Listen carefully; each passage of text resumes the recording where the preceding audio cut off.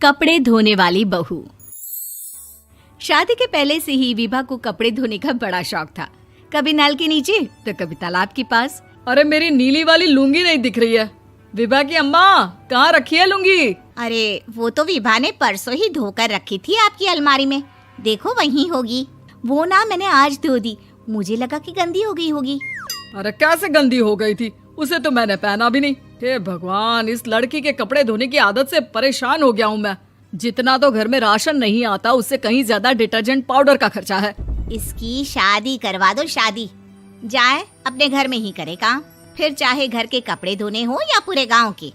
हाँ ठीक बोल रही हो, देखता हूँ मैं कोई लड़का। वो दिन भी आ जाता है जब विभा को देखने लड़के वाले आ जाते हैं। लड़की मुझे अच्छी लगी। होने वाली सास कहती है, बेटी अगर कुछ पूछना है तो पूछ लो। वैसे तो हमारी लड़की बहुत ही शर्मीली है, जो बोल दो वो मान लेती है, इसे क्या पूछना होगा। अरे कैसी बात कर रही हो माँ, मुझे इन लोगों के घर रहना है, सवाल तो कई है। हाँ हाँ बेटा, पूछ लो ना, क्या पूछना है। आप लोगों के घर कपड़े कौन धोता है? सास का मुंह बन जाता है। देखो, अगर तुम ये कहना चाहती हो कि तुम्हें कपड़े धोने नहीं आते तो सुन लो, कपड़े मैं ही धोती हूँ, लेकिन तुम्हारे आ जाने के बाद मैं रुमाल तक नहीं धोऊंगी। अरे चुप रहना भाग्यवान, बहू बेचारी घर आई नहीं, उसे डराना शुरू कर दिया। वो क्या है ना बिटिया, अभी तक तो ये कल्लू की माँ ही धोती थी, लेकिन अब तुम्हारे पापा तो दहेज में वॉशिंग मशीन देंगे ही। तभी विभा की माँ बोल पड़ती है, सवाल भी पूछा तो क्या। वैसे भाई साहब, मशीन की तो फिर भी कपड़े धोने की कैपेसिटी होती है। मतलब जो बिटिया दे रहे हैं ना विभा, इसे कपड़े धोने का बहुत शौक है। ये आप लोगों के क्या, आस पड़ोस गांव मोहल्ले सबके कपड़े धो दे और उफ तक ना करे। बाहर देखा नहीं आपने कितने कपड़े सूख रहे हैं? सब हमारी बिटिया ने ही तो धोए हैं। बस भी करो ना माँ, शर्म आ रही इतनी तारीफ सुनकर। और तो और एक दाग निकाल कर दिखाओ तो मान जाऊं। हाँ अच्छा, माफ करना बेटा, मैंने गलत समझा।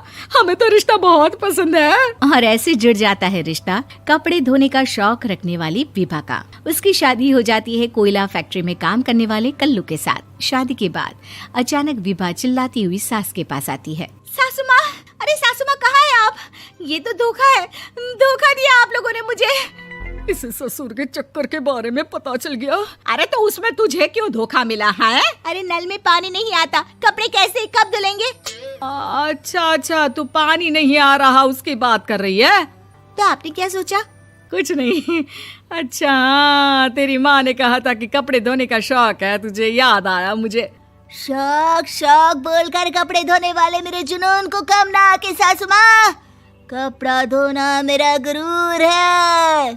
तभी पति भी वहाँ आ जाता है। अभी मैंने इसे सनी देओल की फिल्म दिखाई है, उसी के डायलॉग मार रही है माँ। अच्छा सुन, साफ साफ बता रही हूँ, पानी सुबह 4 से 6 और शाम को 10 से 12 आता है, समझी? विभा टाइमिंग सुनकर हैरान हो जाती है। ये क्या भूतों का मोहल्ला है? सुबह 4 बजे उठकर कौन कपड़े धोता है? 4 बजे टंकी में पानी जाता है, फिर सारा दिन धोना ना, किसने मना किया? अरे कैसी बात कर रही हैं? 200 लीटर की टंकी में कितने कपड़े धो लूंगी मैं? सुबह ही उठ जाऊंगी मैं। अब क्या था, विभा सुबह 4 से लेकर रात के 12 बजे तक कपड़े ही धोती रहती। एक रोज सास पड़ोस से निकलकर कहीं जा रही होती है कि साथ वाली कहती है, हाँ कल्लू की माँ, जरा ये बताओ कि 2 साड़ी है, 2 ब्लाउज और एक पेटीकोट और एक नाड़े वाला लंबा कच्छा। हाँ तो? अरे तो क्या, कितना लोगी धुलाई ये बताओ। धोबन दिख रहे हैं हम क्या? हमारे पति सरकारी नौकरी से अभी रिटायर हुए हैं और बेटा सुपरवाइजर है कोयला फैक्ट्री में। धोबन समझ रखा है हमें?